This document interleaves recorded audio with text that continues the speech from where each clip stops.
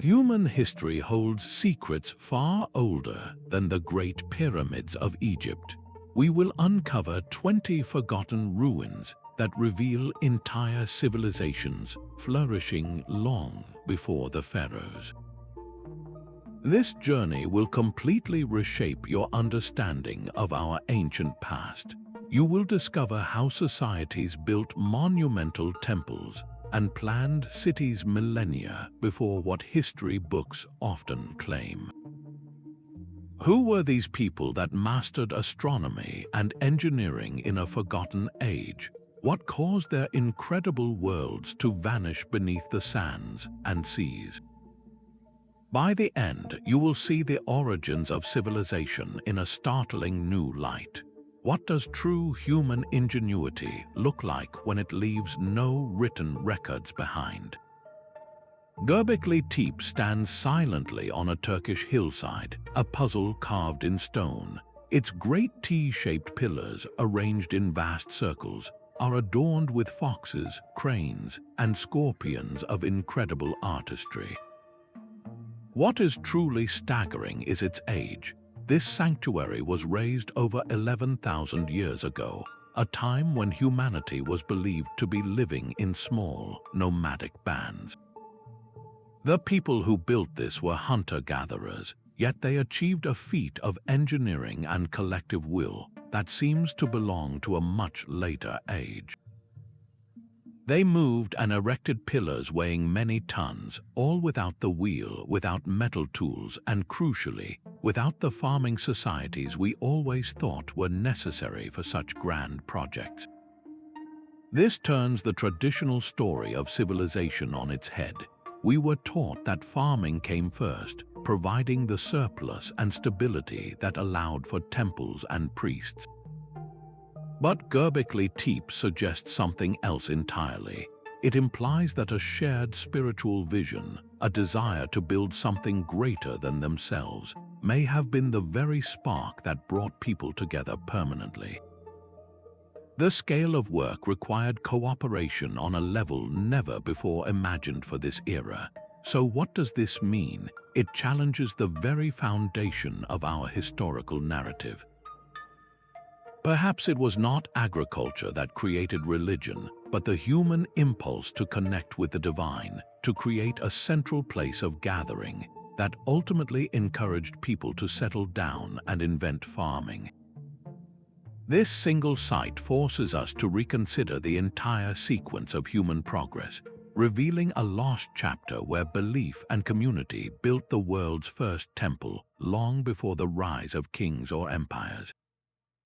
Beneath the waves off the coast of India, a legend has been given form.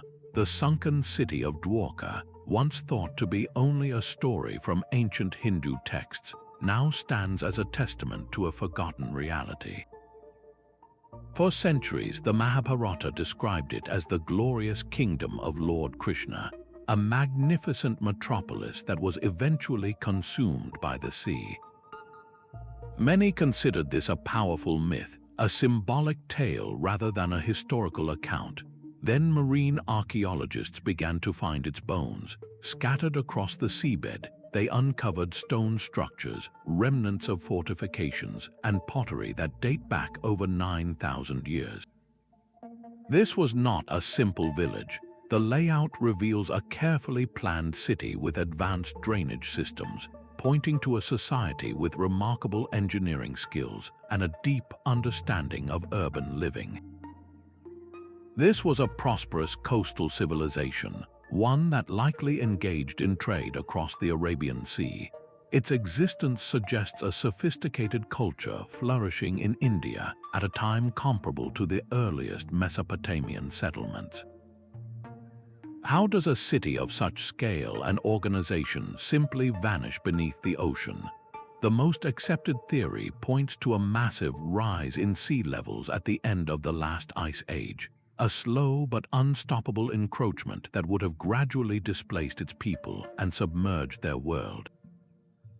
The discovery of Dwarka does more than validate an ancient text. It forces a dramatic rewrite of Indian history. pushing the origins of complex society on the subcontinent back by thousands of years. It poses a haunting question. If one legendary city is real, how many others are still hidden, their stories waiting to be recovered from the deep, far to the south of the pyramids? In what is now a brutal expanse of desert, another society was reading the stars.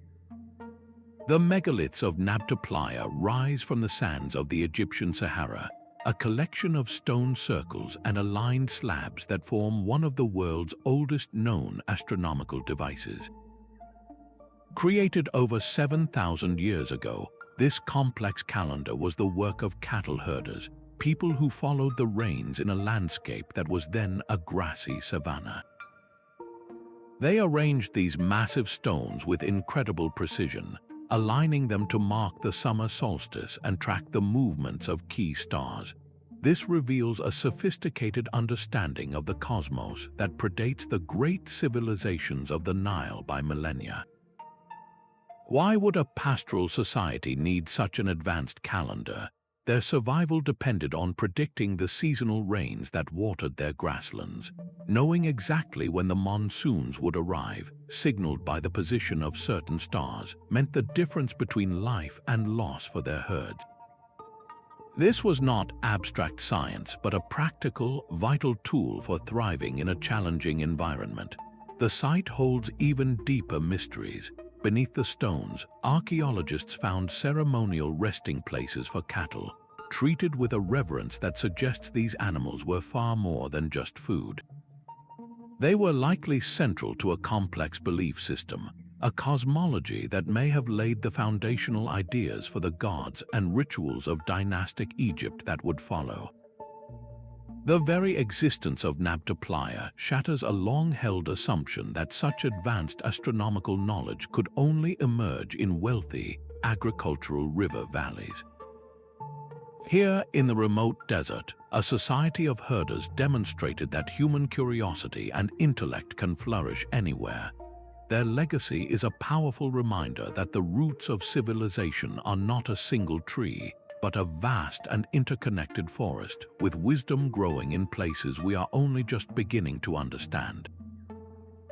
The story of the Indus Valley is often told through its great cities, but their true origins lie in the quiet, unassuming villages that came before. Long before the orderly streets of Mohenjo-Daro were laid out, settlements like Barana and Mayagar were already forging a path toward urban life. These are the foundation stones of a civilization, with a history of continuous habitation stretching back to around 7,000 years before the Common Era. Here, the first steps were taken not in stone, but in sun-dried mud brick. The remains of their simple homes and community granaries show a society learning to store surplus food, to plan for the future, and to put down roots that would last for thousands of years. The innovations discovered in these ancient layers are astonishing. Archaeologists have found evidence of early dental work, where teeth were carefully drilled, likely to alleviate discomfort. They uncovered sophisticated bead-making, with craftspeople creating intricate ornaments from steatite that were traded across vast distances. These were not just survivors, they were innovators, developing a distinct cultural identity that evolved with each passing generation. How did these early farming villages gradually transform into one of the world's first and most organized urban societies? The answer is written in the layers of earth themselves. It was not a sudden revolution, but a slow, deliberate accumulation of knowledge. They perfected brick-making, developed copper tools, and created beautiful terracotta figurines and pottery that displayed a unique artistic vision. This long trajectory reveals that the Indus Valley civilization was not a sudden miracle. It was the magnificent culmination of thousands of years of cultural experimentation and social learning. The deep roots of South Asian civilization run far deeper than we ever knew, nurtured in these humble, forgotten settlements that held the blueprint for a future metropolis. Rising from the arid Supe Valley in Peru, the sacred city of Caral stands as a silent metropolis that rivals the age of Egypt's Great Pyramids. This was the heart of the oldest known civilization in the Americas, a sprawling complex of pyramids, sunken plazas, and residential quarters that thrived over 4,600 years ago. While the Old Kingdom was taking shape along the Nile, Caral was a flourishing urban center on the other side of the world, a powerful testament to the independent birth of civilization. Its 6 large pyramidal structures, some towering nearly 100 feet high, were not fortresses but grand platforms for ceremonial life, built with immense effort and a clear vision of social order. What makes Caral so revolutionary is not just its age but its character. Archaeologists found no trace of defensive walls, no stockpiles of weapons, and no art depicting warfare.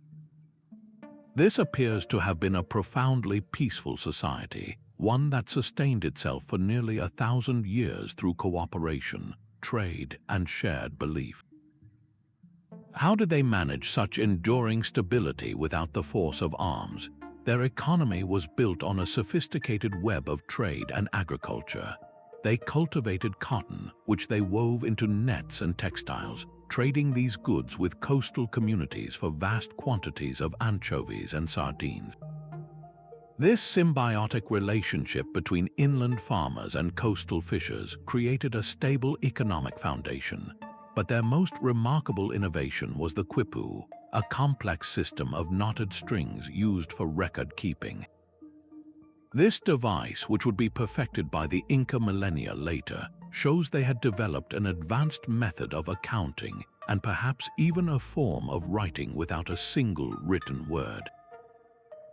Their understanding of the world extended to the heavens. The city's monuments are precisely aligned with celestial bodies, and within their plazas, musicians played flutes crafted from pelican and condor bones, their melodies likely part of rituals that harmonized their society with the cycles of the cosmos. The eventual decline of Caral remains a subject of study, with theories pointing to climatic shifts that may have disrupted their delicate trade networks and agricultural base. The legacy of Caral Soup fundamentally rewrites the narrative of the New World. It proves that the leap to urban life, with all its complexity and grandeur, was not a single event that spread from one source, but a spark that could and did ignite independently, creating a world of peace and pyramids in the heart of Peru long before anyone had ever heard of Rome or Greece. Deep beneath the modern streets of Malta, a silent world of stone holds the echoes of a forgotten people. The Hypogeum of Ħal Saflieni is a labyrinthine necropolis, an entire temple complex carved entirely underground from solid limestone more than 6,000 years ago. This was not a single tomb, but a multi-level subterranean city of the departed, a place that blurred the line between a resting place and a sacred sanctuary. Its architects hollowed out the earth to create halls, chambers, and corridors that descend into the darkness, a stunning feat of planning and perseverance achieved with only simple stone and bone tools. What vision drove them to undertake such a monumental task in the realm of eternal night? The design itself provides a profound clue.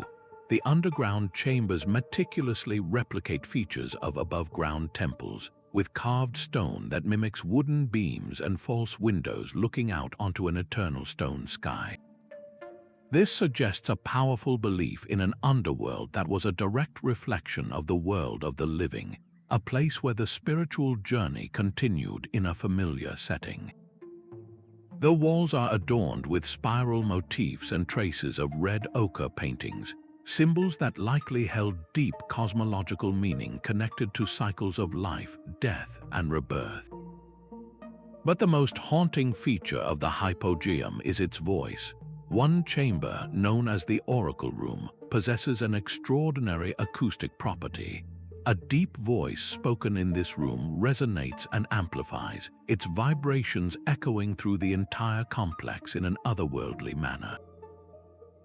This was no accident of construction. It was a carefully engineered effect, likely used to transmit ritual chanting or a priestly voice throughout the halls, creating an immersive and awe-inspiring experience for those gathered.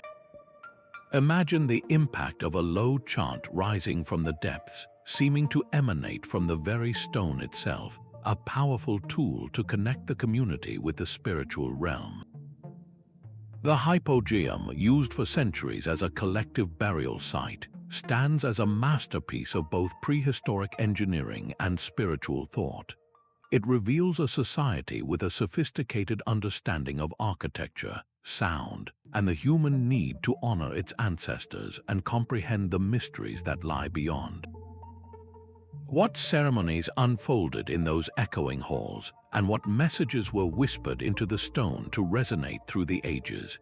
This underground labyrinth is a permanent monument to the invisible, a testament to the power of belief that could move not just mountains, but the very earth beneath them. Across the wide plains of Senegal and Gambia, another silent conversation with the cosmos endures. The stone circles of Wushu and Kerbach stand in quiet clusters, over 1,000 of them scattered across the landscape, erected more than 4,500 years ago. These are not the haphazard arrangements of a simple culture, but the deliberate work of an organized society that mastered the earth itself.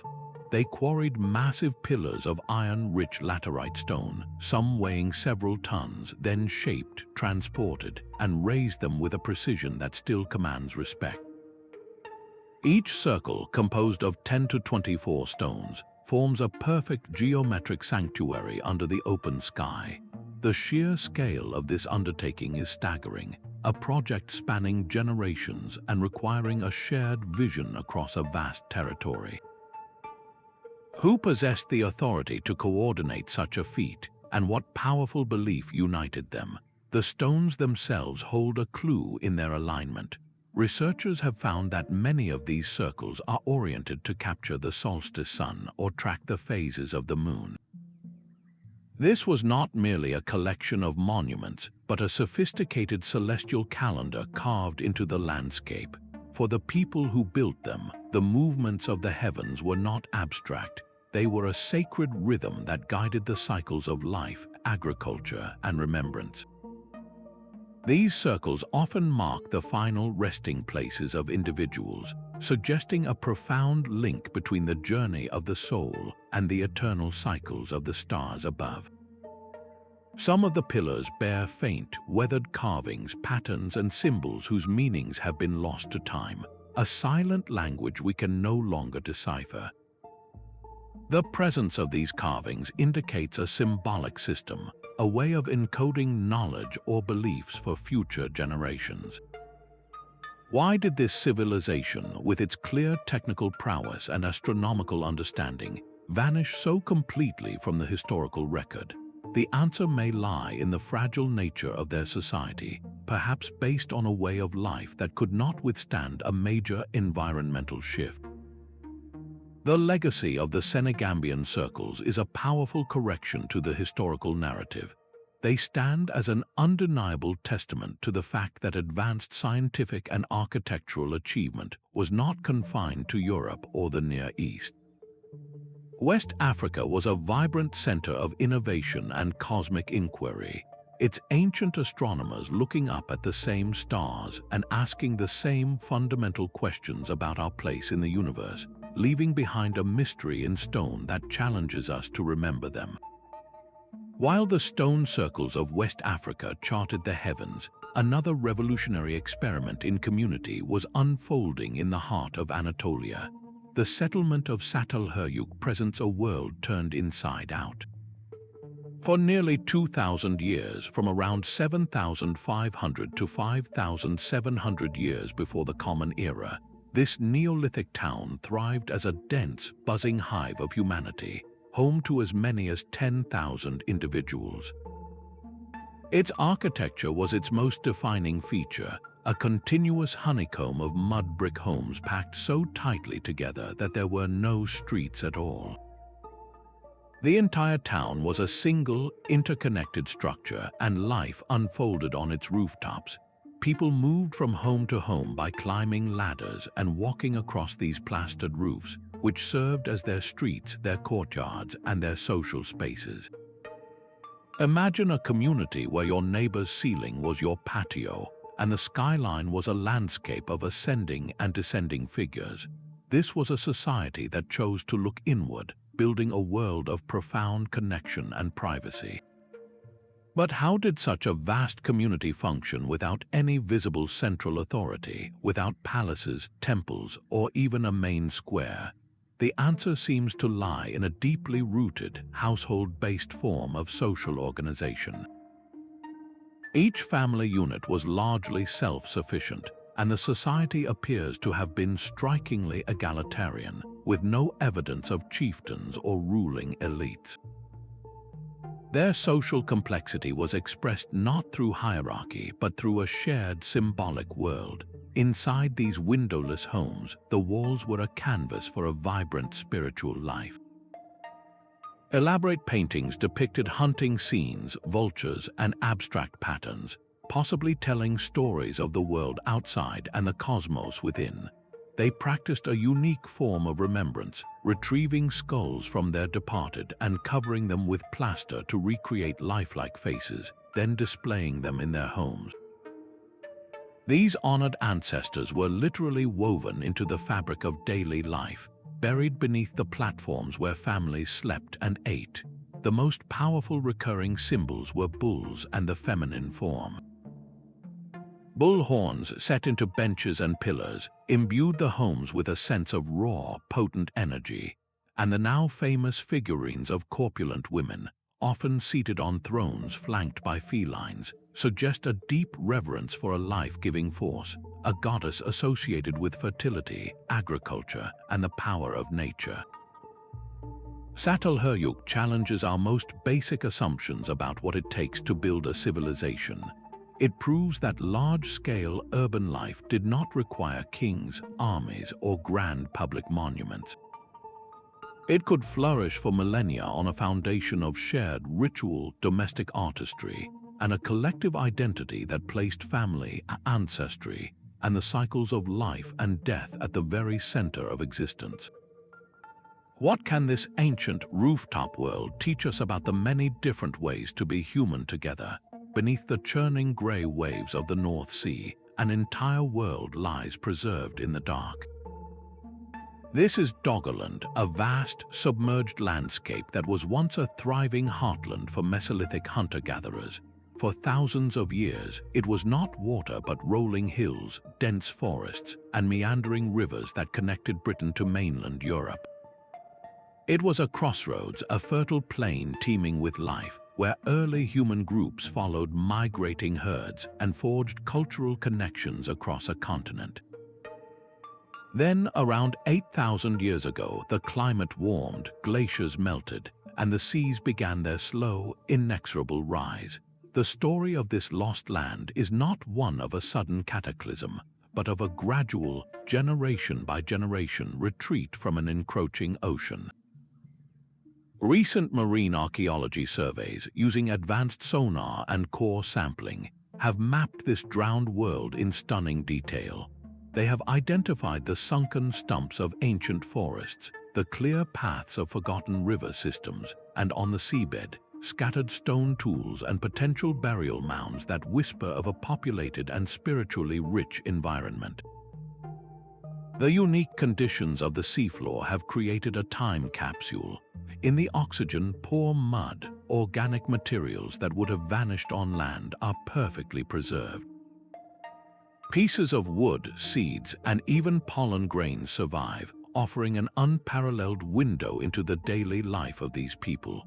We can now understand what plants they gathered, what animals they hunted, and how they navigated their rich, forested world.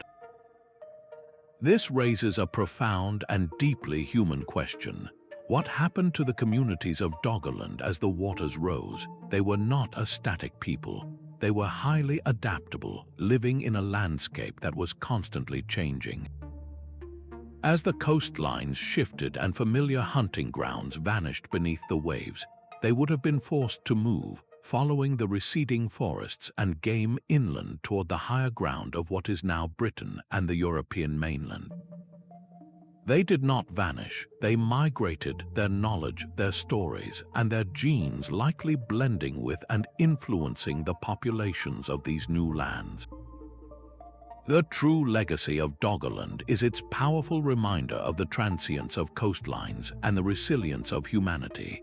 It rewrites the map of ancient Europe, revealing that its early history was not one of isolated islands, but of a connected, populated continent, much of whose evidence now rests in the silent, dark world beneath the sea. High on the sun-scorched plateau of Tassili, a vast stone canvas holds the memory of a lost world. This open-air gallery in the Algerian Sahara preserves thousands of rock paintings and engravings that date back more than 8,000 years to an era when this desert was a lush green savanna. The artists who left their mark here depicted a world teeming with life, a vibrant scene of hunters pursuing herds of antelope, communities engaged in rhythmic dances, and families tending to their cattle. Among these familiar scenes are more astonishing figures, the unmistakable forms of elephants, giraffes, and hippopotamuses, creatures that could not survive in the arid landscape of today. This art is more than decoration. It is a direct and poignant record of a profound environmental transformation. It shows us a land of lakes and grasslands gradually giving way to the encroaching dunes, a slow-motion drama captured in stone. Some of the most enigmatic figures are the so-called round heads, humanoid forms depicted with elaborate, non-human features, often wearing intricate costumes and what appear to be ritual masks. These mysterious beings likely represent figures from a deep spiritual tradition, perhaps shamans in a trance state or powerful entities from a rich mythology. The sheer variety of artistic styles layered over millennia points to a long and continuous cultural evolution. This was not a single event, but a story told across generations, with each adding their chapter to the narrative on the rock. How did these people witness the slow death of their green paradise? The art itself suggests an incredible story of adaptation. Over centuries, the scenes shift from depicting plentiful game and large cattle herds to showing smaller, more agile animals like goats, which are better suited to a drier climate. The very subject of their art charts their changing relationship with a world in flux. What stories were they trying to preserve for the future, and what wisdom did they encode about survival in the face of overwhelming change? Tassili is not merely a collection of ancient images, it is a monumental archive of human resilience and imagination, a testament to a people who chose to document their world even as it vanished before their eyes.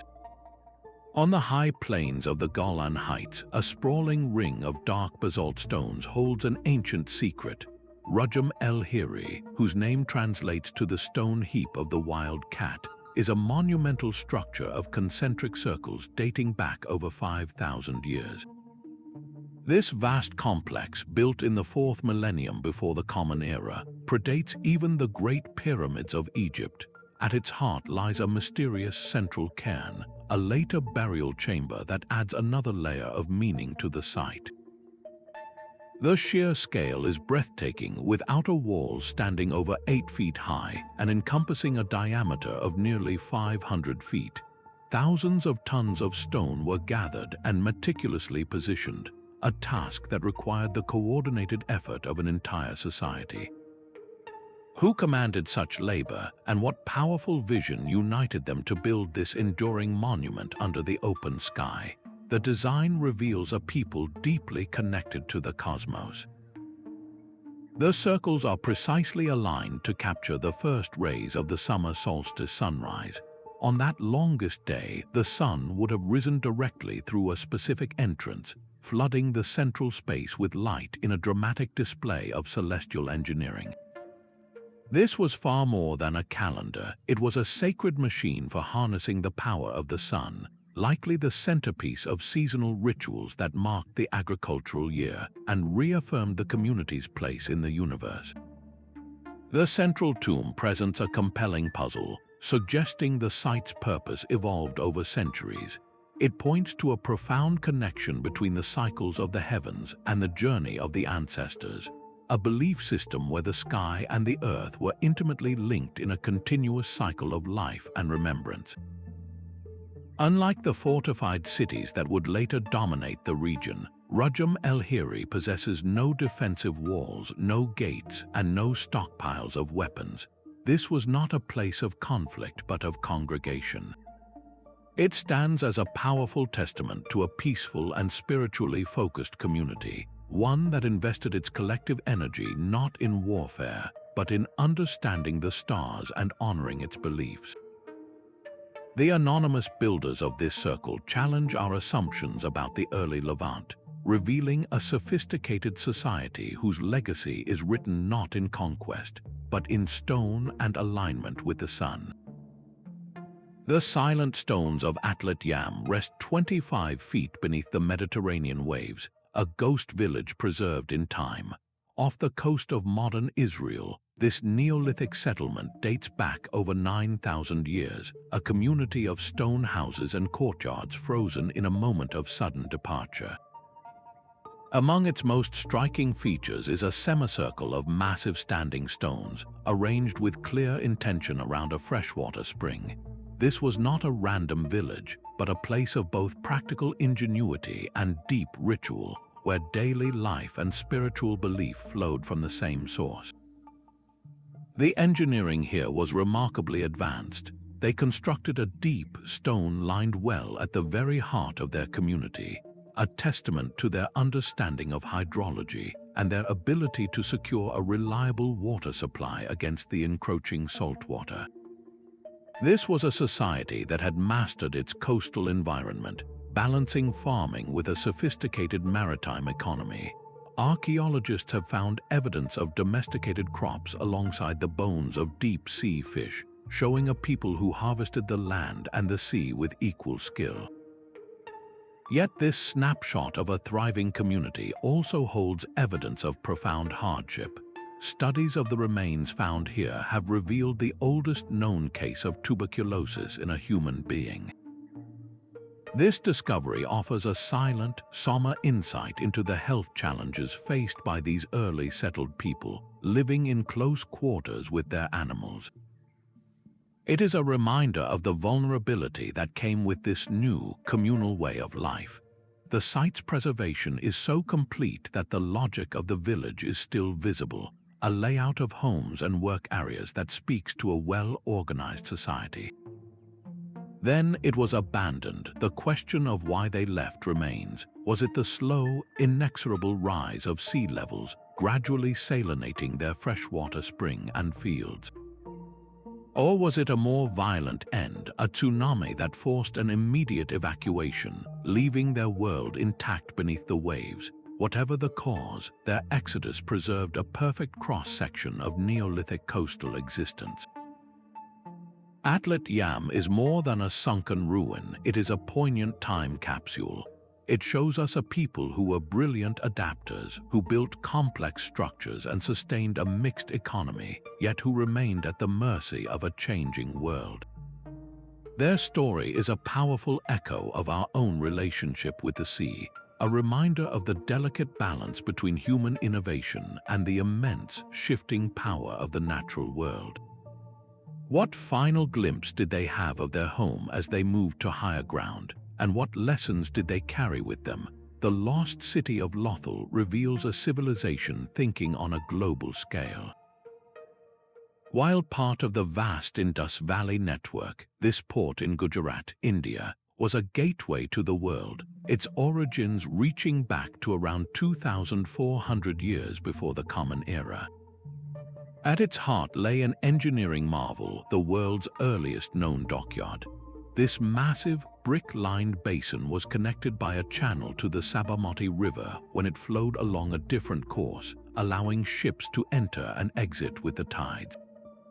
Imagine this harbor bustling with activity, vessels being loaded with the unique treasures of the Indus for a long and perilous journey across the Arabian Sea to the distant cities of Mesopotamia. The entire city was a masterpiece of urban planning designed to support this maritime empire.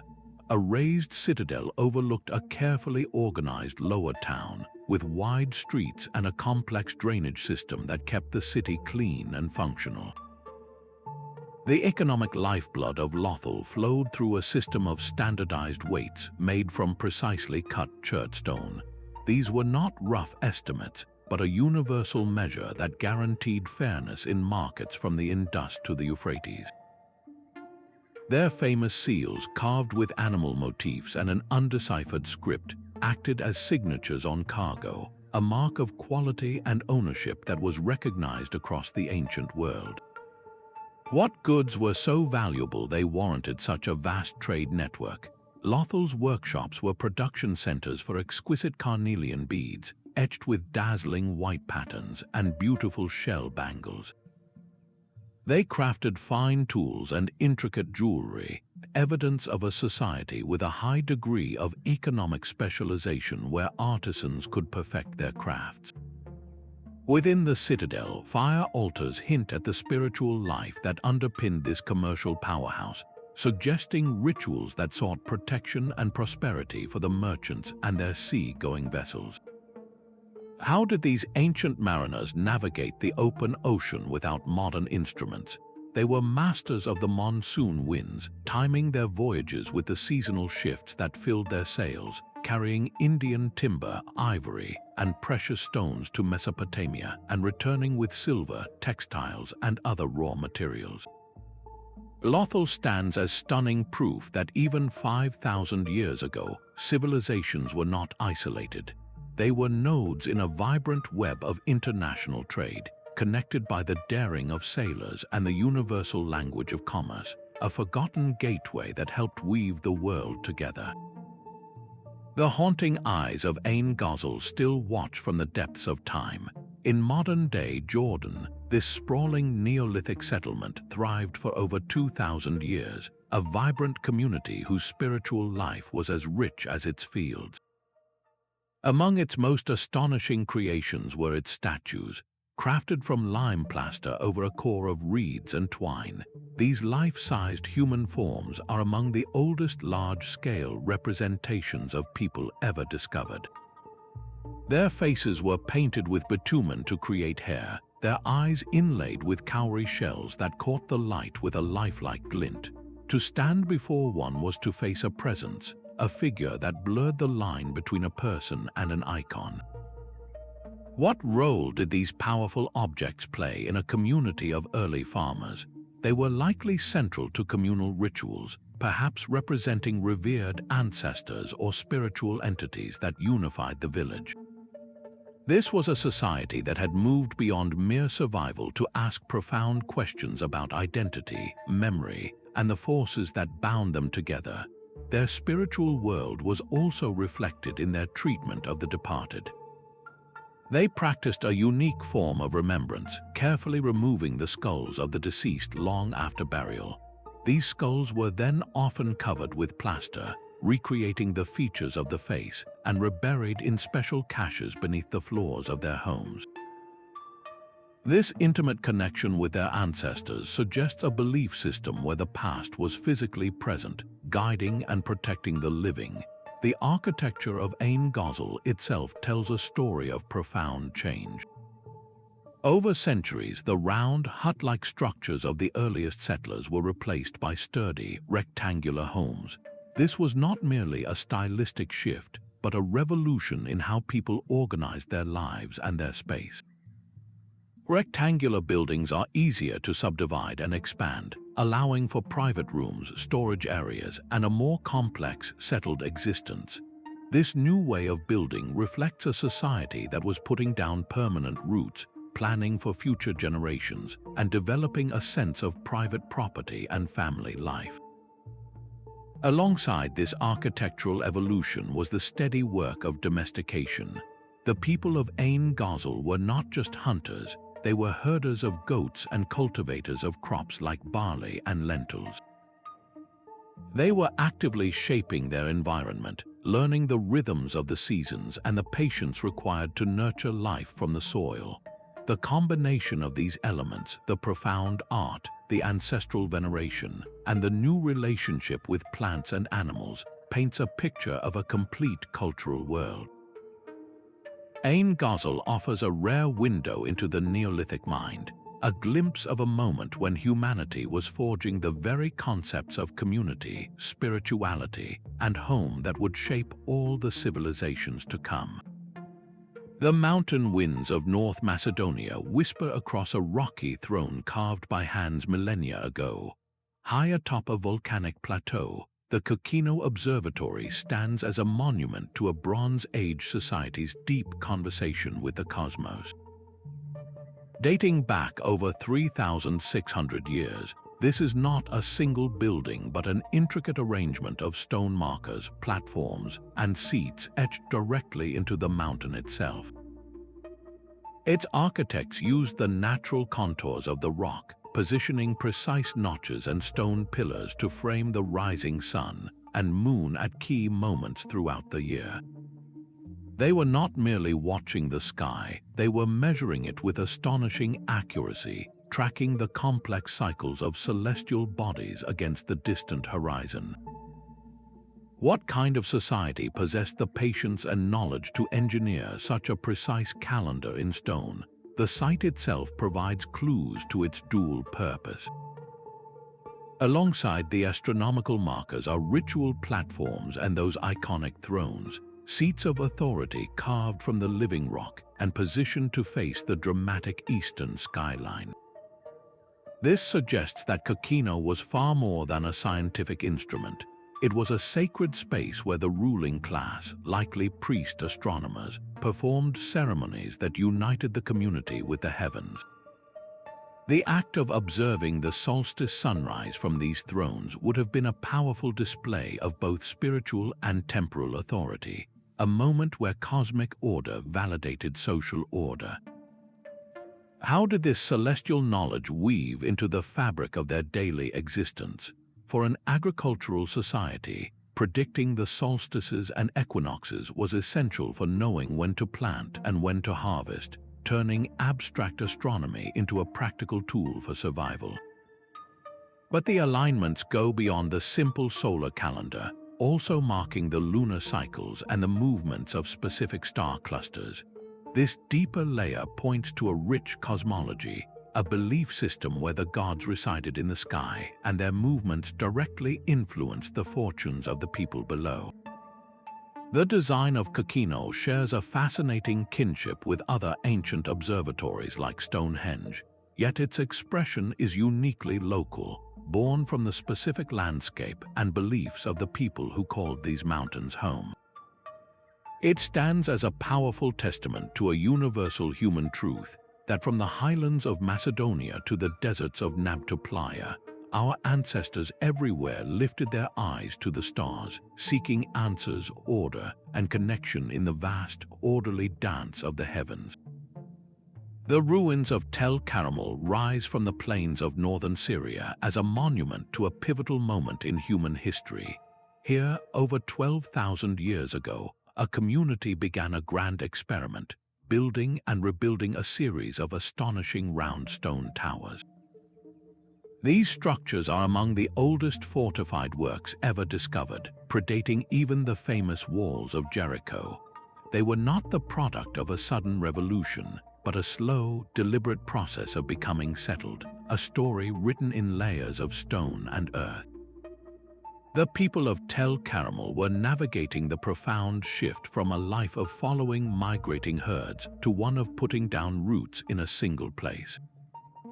Their world was one of transition, and the towers stand as a physical expression of their changing identity.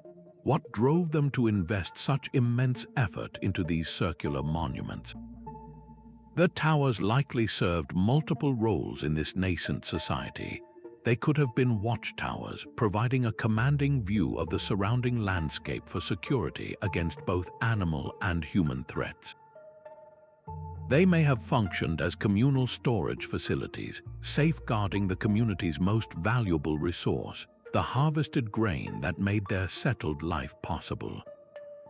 But perhaps most importantly, they were powerful symbols, central landmarks that gave a scattered group of families a shared sense of place and purpose, a literal center to their world. The evidence of their daily life reveals this blend of the practical and the profound. Archaeologists have uncovered traces of domesticated rye, one of the very first cereals to be cultivated intentionally. This was not yet full-scale farming, but a crucial first step, a conscious choice to nurture certain plants and encourage them to grow. Alongside these agricultural experiments, they left behind clay figurines and finely crafted stone tools, objects that display not just utility but a clear artistic sensibility. The discovery of animal bones from large communal feasts points to rituals that strengthened social bonds and celebrated their collective success. How did a society without kings or written laws organize itself to undertake such projects over generations? The answer seems to lie in a deeply communal form of leadership where decisions were made for the benefit of the whole. The continuous construction and renovation of the towers, century after century, suggests a tradition passed down, a shared value that became part of their cultural DNA. Tel Karamal does not show us a finished civilization, but the very workshop where village life was being invented. It captures that fragile, brilliant moment when humanity decided to stop just living on the land and began to truly build upon it, forging a new relationship with the earth, with each other, and with the future. Beneath the cerulean waves off Japan's Yonaguni Island, the ocean floor holds a riddle carved in stone. Massive, tiered structures rise from the seabed, their surfaces marked by what seem to be perfect right angles, flat terraces, and steps that ascend into nothingness. Discovered in the 1980s, these formations instantly ignited a fierce debate that continues to this day.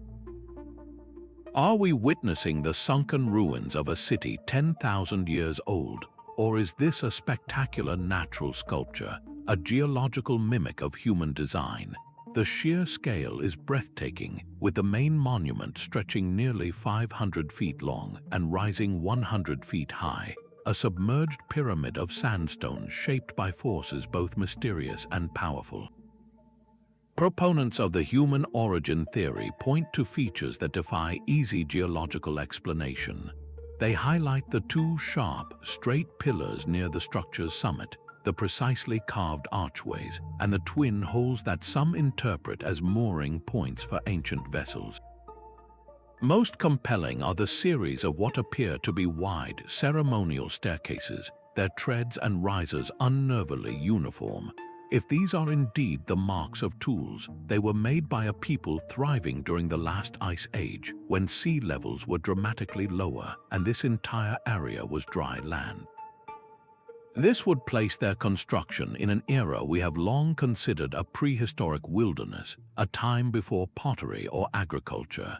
The implications are staggering, suggesting a sophisticated society with the collective will and skill to reshape a mountain into a monument, only to have their world swallowed by the rising seas. Skeptics, however, offer a compelling counter-argument. They note that the sandstone in this region is naturally fractured along right angles and flat plains, subject to powerful tidal currents that can erode it into strikingly artificial-looking shapes. They argue that what we perceive as staircases are simply weathered joints in the rock, and the terraces are the result of layers shearing off over millennia. Nature, they insist, is a master architect capable of producing forms that trick the human eye into seeing intention where there is only chance. Yet, even within this scientific caution, there are tantalizing clues. Some marine geologists have documented what look like quarry marks and areas where the stone appears to have been intentionally removed, features less easily explained by natural erosion alone. The debate over Yonaguni is more than an academic dispute. it is a confrontation with our own definitions of civilization and antiquity. What must we find to be convinced? A written tablet, a clearly human tool? Or does the burden of proof lie in the overwhelming presence of pattern and order, a design so coherent it whispers of a lost chapter in the human story? This underwater enigma challenges us to look deeper, to question not just the rocks, but our own assumptions about the capabilities of our ancient ancestors and the forgotten worlds that may still lie hidden beneath the waves. The fires that gave Shahr-e its name could not erase its brilliance. In the stark landscape of eastern Iran, this Bronze Age metropolis, known as the Burnt City, thrived for over a millennium, from 3,200 to 1,800 years before the Common Era. It was a place where catastrophic blazes swept through its streets not once, but repeatedly, yet each time its people returned, rebuilding their homes and their lives from the ashes. This resilience defined them, fostering an environment where innovation flourished in ways that still astonish us today. Within its carefully organized districts, a remarkable level of specialization unfolded. There were separate quarters dedicated to crafts, residence, and memorial, a clear sign of a complex society with distinct social roles and a diverse economy. Artisans worked in dedicated workshops, while the city maintained its own administrative center, all pointing to a highly organized urban life. But what truly sets Shahr-e apart are the intimate human discoveries made there. One burial held the remains of a woman with an artificial eye, a delicate globe crafted from a light material and covered with a thin layer of gold. Tiny lines were etched to form an iris, and a central hole allowed it to be held in place with a thread. This was not merely an ornament, but a profound act of compassion and technical skill created for someone in life. Even more startling is the evidence of early brain surgery.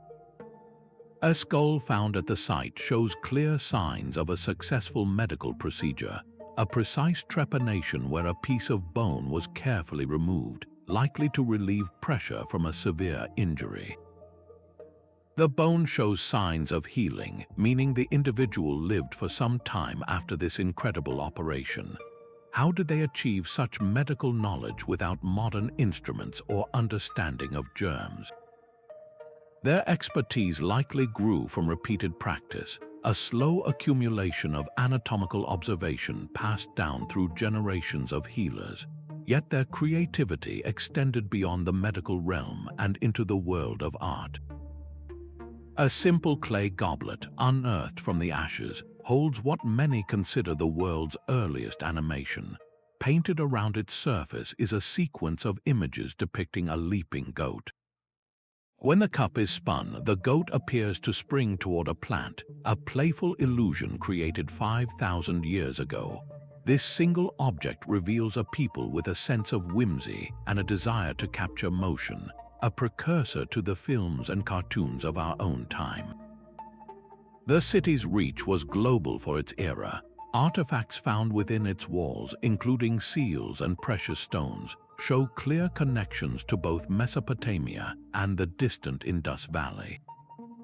They were part of a vast network of exchange, sharing not only goods but ideas, technologies, and artistic styles across thousands of miles. The legacy of the burnt city is a powerful testament to the human capacity for renewal.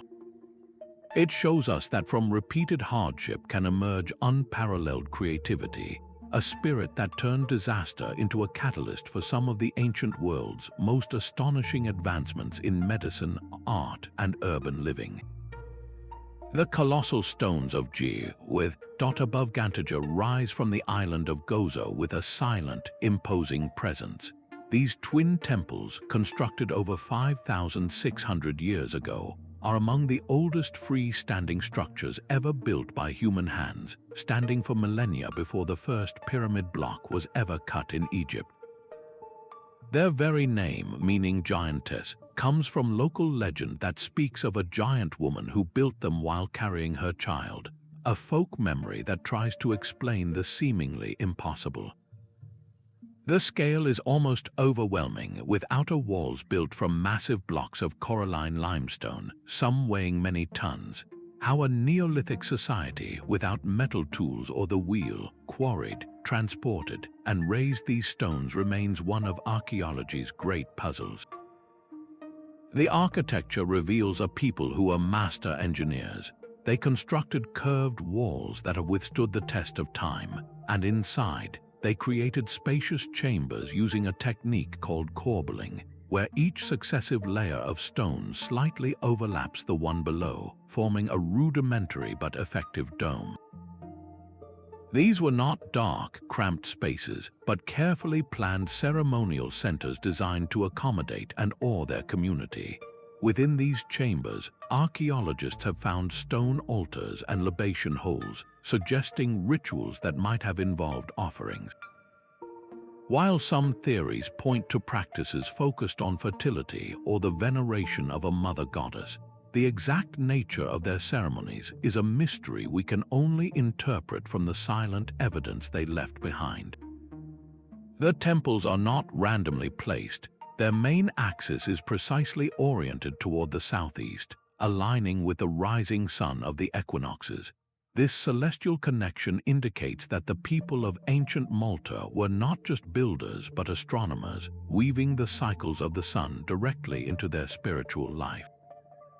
The changing light during these pivotal times of the year would have illuminated the inner sanctums in a dramatic display, linking their rituals to the fundamental balance of nature.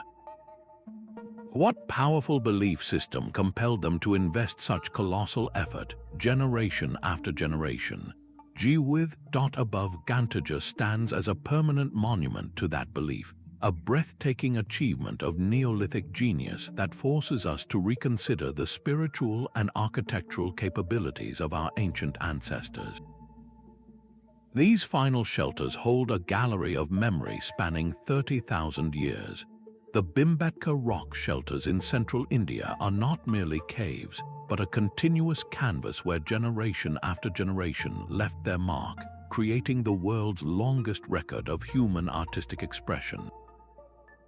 Walking through these natural sandstone formations is like moving through a vast, open-air museum of prehistory, where the walls themselves tell a story of cultural evolution from the earliest hunter-gatherers to complex agricultural societies. The oldest paintings, created with natural minerals in shades of red, white, and green, depict a world of survival and spirit. We see dynamic scenes of large herds of bison, deer, and elephants pursued by hunters armed with simple spears and bows. These are not just records of the hunt, but likely expressions of a deep connection to the animals they relied upon, perhaps imbued with ritual meaning to ensure a successful chase. Over millennia, the art evolves, capturing profound shifts in human life. The scenes gradually include communal dances, groups of people holding hands in rhythmic circles, their bodies painted for ceremony. This shift from solitary hunting to collective ritual marks a crucial change in social organization, showing the growing importance of community bonding and shared spiritual practice. The shelters were far more than temporary camps. Archaeologists have uncovered evidence of stone tool workshops, ancient hearths where families cooked and gathered for warmth, and memorial sites that show how they honored their departed. This was a landscape that served as both a permanent home and a sacred space, a place where the practical and the profound were seamlessly woven together. The sheer variety of artistic styles is a timeline in pigment. Early, large animal outlines give way to smaller, more schematic figures, and eventually to depictions of warriors on horseback and even battle scenes from a much later historical era. This progression mirrors immense changes in technology, from simple stone tools to metal weapons, and in the environment as a lush landscape slowly transformed. What can this unbroken chain of creativity teach us? It reveals that the human impulse to create, to document our existence and make sense of our world, is a fundamental part of who we are. The artists of Bhimbetka were not just decorating walls, they were building a visual identity, passing down knowledge and seeking meaning across hundreds of generations. Their legacy is a powerful reminder that civilization is not just about cities and monuments, but about the enduring stories we tell on the walls of our world. The North Chico civilization presents a profound paradox. Along the arid coast of Peru, from around 3,500 to 1,800 years before the Common Era, this society built some of the America's first cities without a technology we consider fundamental: pottery. Their world was one of monumental platform mounds and sunken circular plazas, yet they crafted no ceramic vessels for storage or ceremony. How did they achieve such architectural grandeur in what is called a pre-ceramic age? Their secret lay in brilliant adaptation. They constructed their massive structures using a technique involving shikra bags, large mesh nets woven from reeds and filled with stones. These bags acted as a flexible, earthquake-resistant foundation, allowing them to build towering pyramids that have endured for millennia. This was an engineering solution born from the materials at hand, a testament to their innovative spirit. Their economy was a masterful web of mutual support, connecting the ocean to the inland valleys.